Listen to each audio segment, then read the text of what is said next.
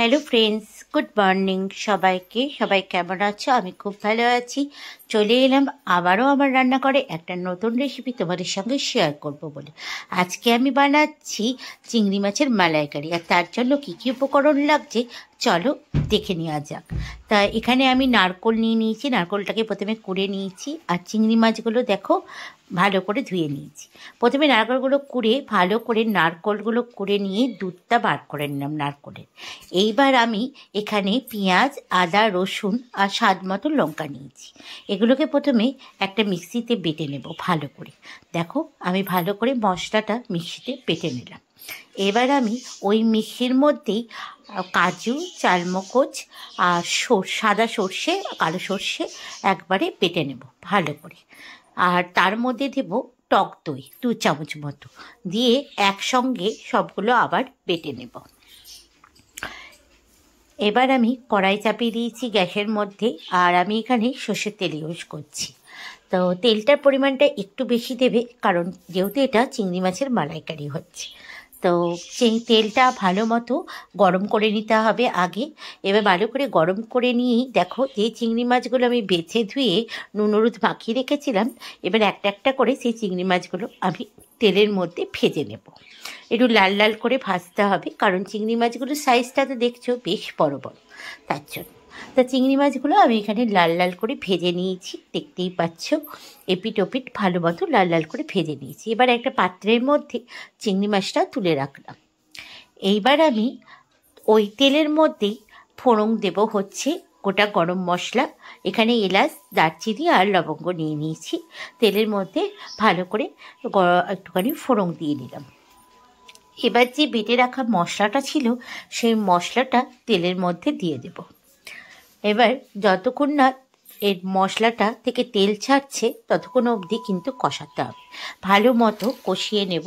আর যে কাজু বাদাম আর সাদা সর্ষে যেটা বেটেছিলাম সেটাও আমি দিয়ে একসঙ্গে ভালো করে কষিয়ে নিয়েছি।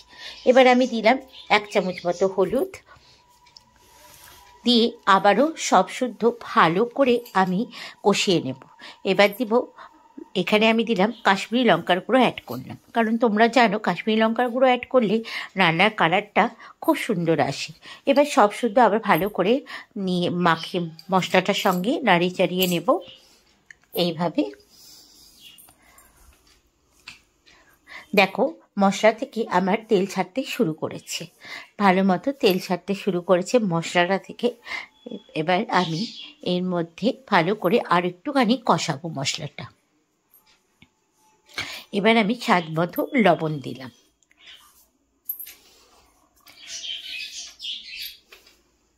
এবার আবারও ভালো করে একটু নাড়িয়ে নেব। মশলা থেকে ভালো মতো আমার মশলা কষানো হয়ে গেছে, আর মশলা থেকে আমার ভালো করে তেল ছাড়তে শুরুও করেছে। ভালো মতো মশলা কষাতে হবে, কারণ যেহেতু এখানে তোমার পেঁয়াজ আছে, রসুন আছে, যাতে মশলা থেকে কোনো রকম গন্ধ না ছাড়ে, তার জন্য। তো দেখো কালারটা আমার আর একটা আলাদা রকম কালার চলে এসছে। এবার আমি এর মধ্যে, যেহেতু আমি চিনি ইউজ করি না কোনো তরকারিতে, সামান্য একটু গুড় দিয়ে দিলাম। এখানে আমি আখের গুড় ইউজ করছি। দেখো মশলাটা থেকে আলাদা একটা কালার চলে এসছে। এবার আমি যে নারকোল দুধটা বানিয়ে রেখেছিলাম, নারকোলের কুড়ে যে নারকোল দুধটা বের করেছিলাম, সেই নারকোল দুধটা এর মধ্যে অ্যাড করে দিলাম। এবার ভালো করে মশলার সঙ্গে নারকোল দুধটা মিশিয়ে নিচ্ছি। পুরো ভালো করে মশলার সঙ্গে কিন্তু নারকোল দুধটাকে ভালো করে মিশাতে হবে এইভাবে। তো দেখো আলাদা একটা কালার চলেই এসছে, তোমরা দেখতেই পাচ্ছ, রঙটা খুব সুন্দর এসছে। এবার একটুখানি ফুটতে দেব, ভালো মতো একটু ফুটুক, যেহেতু নারকোল দুধ দেওয়া আছে।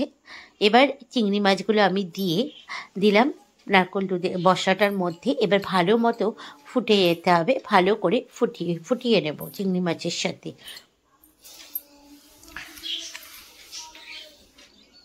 আর কয়েকটা চিংড়ি মাছ আর একটু ওপর থেকে দিয়ে দিলাম।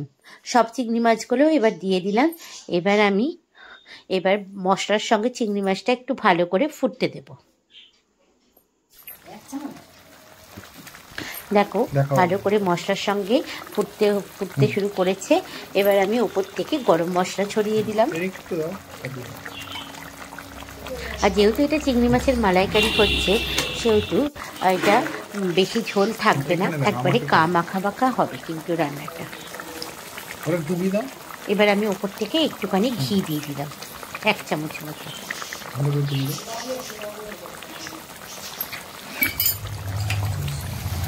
এবারও ভালো মতো মশলাটা গায়ে গায়ে লেগে গেছে মাছের সঙ্গে, দেখতেই পাচ্ছ। অলমোস্ট রান্নাটা আমার কমপ্লিট হয়ে গেছে।